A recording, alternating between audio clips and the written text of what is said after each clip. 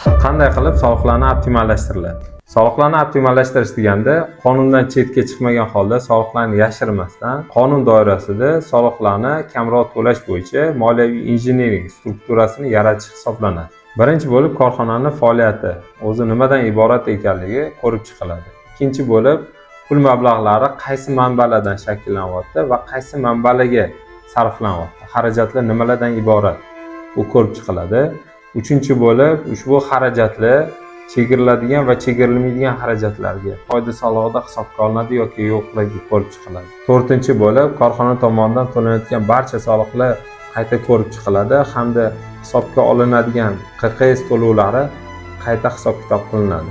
Beshinchi bo'lib faoliyatdagi imtiyozlar va investitsiyaviy chegirmalar qayta hisob-kitob qilinadi va oxirgi bo'lib korxonaning soliq risklari qayta ko'rib chiqiladi.